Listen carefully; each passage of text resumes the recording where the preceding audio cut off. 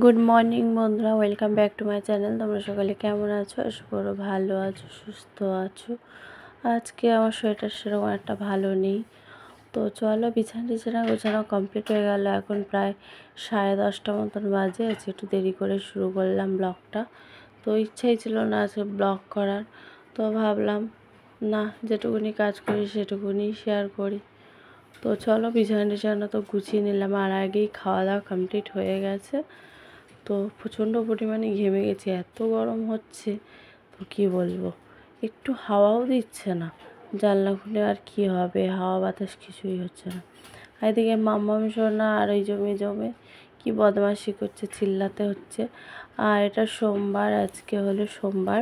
তো যেহেতু রবিবারে মাংস টাংস খাওয়া হয়েছে, তো ভাবলাম যে আজকে ডাল করব আর আলু সিদ্ধ করব, কারণ রান্নাটাও যেন করতে ইচ্ছা করছে না।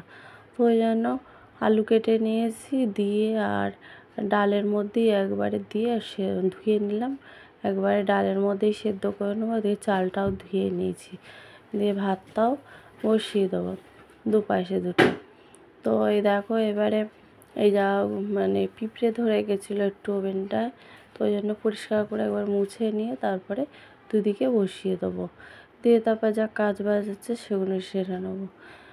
একদমই মুড ছিল না মানে কোনো ব্লগটা করব বলে। তো ভাবলাম তো যাই হোক, যাই কাজ করি তাই তোমাদের সঙ্গে শেয়ার করি। এখন প্রায় দিন মানে ঠিকঠাক ব্লগ করা হচ্ছে না, মানে ইচ্ছা করে না জানো তো, তার জন্য।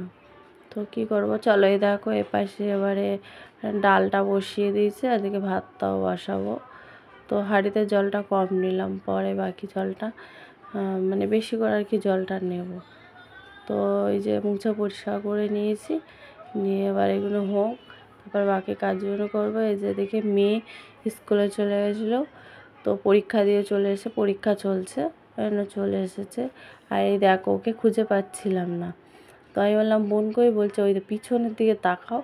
তো দেখি ওইখানে লুকিয়ে আছে। জামা কাপড়গুলো সব তুলেছি, কাছাকাছি হয়ে গেছিলো জামা কাপড়গুলো, ভুর হয়ে আছে। তার পেছনে গিয়ে, চেয়ারের পেছনে গিয়ে লুকিয়ে আছে। এত বদমাইশি করে জানো না। তারপরে এই যে সব দেখো, সকালের বাসনগুলোও পড়ে আছে। ইচ্ছা ছিল না যেহেতু, তো কিছুই ভালো লাগছিল না, একটু বসেই ছিলাম, মাথা ব্যথা ধরে আছে। তো বাসনগুলো পরে মাজবো। ওই ঘরটা ঝাড়ুটা দিয়ে নিয়ে তারপরে বাসন টাসনগুলো মাজবো। আর এদিকে এই দেখো না, স্নান করে নিয়ে একজন ফোন নিয়ে বসে গেছে, ফোন দেখছে।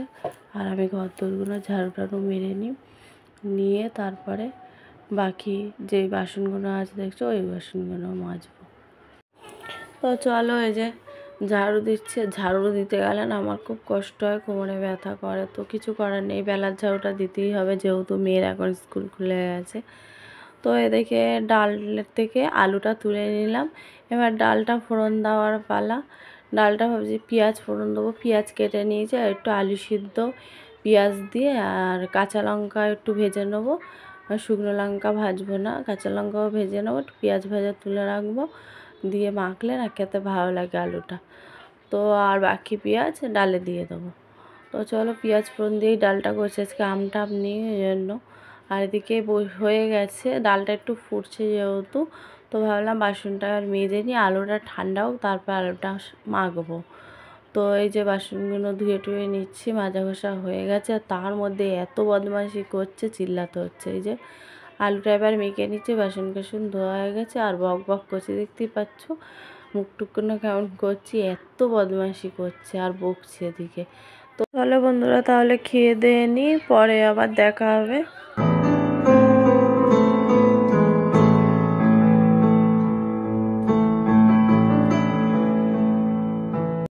গুড ইভিনিং বন্ধুরা। তো এই যে এখন দেখো, কত দেখেছিলেন না চেয়ারে জামা কাপড়গুলো ছিল, সেইগুলো এখন ভাঁজ করব। আর মাম্মাম সোনা একটু গেছে, দাদাভাইয়ের সঙ্গে বেরিয়েছে, মেজো মেয়ের পড়া হয়ে গেছে, আনতে গেছে, ওকেও একটু নিয়ে গেছে, হাঁটিয়ে নিয়ে আসবে।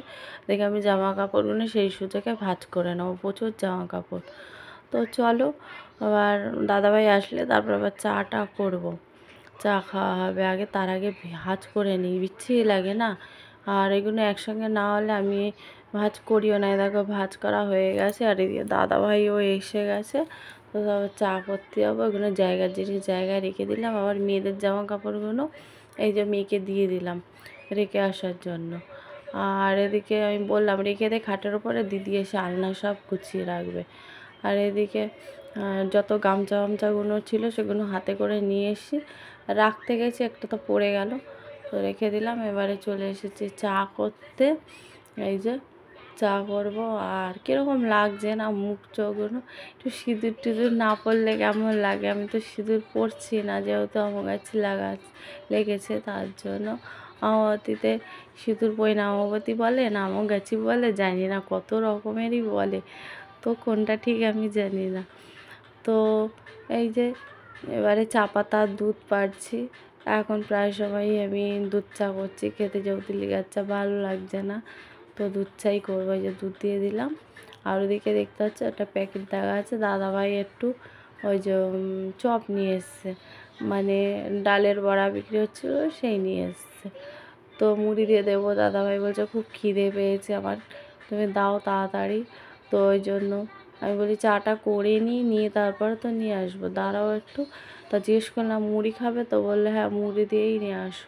তো এই যে মুড়ি নিয়ে নিচ্ছি, আর মুড়ি দিয়ে খাবে বললো। মুড়িটা আনা হয়নি এখন, মুড়ি মানে অল্প আছে। তো দাদাভাইকে আবার বলতে গেলাম মুড়িটা অল্প আছে, মুড়ি নিয়ে আসবে। তো এই দেখো চা হয়ে গেছে। থাকতে থাকতে আবার কী বলো তো, মুড়িটা না বললে অসুবিধা হয়ে যায়। এখন প্রায় সময় সন্ধ্যার সময় আমি শুধুই মুড়ি খেয়ে নিই, এত সুন্দর মুড়িটা আনছে। তো ওই যে দাদাভাইকে এবার চাটা দিয়ে আসি, রেখে এসে আবার আমি জলের বোতল নেব, জল খাবো, তারপরে গিয়ে চা খাবো। এবার চলে এসেছি, তখন 9:30 মতন বাজে। মেয়েও এসে গেছে, মেয়েই ক্যামেরাটা শ্যুট করে দিচ্ছে। ওদিকে ভাত হয়ে গেছে, ডিমের অমলেট করে নেবো। চলো আজকের ব্লগটা এখানে রাখছি, নেক্সট ব্লগে দেখা হবে। তোমরা সকলেই ভালো থাকবে, সুস্থ থাকবে, নিজেদের খেয়াল রাখবে। চলো good night, tata, bye, see you.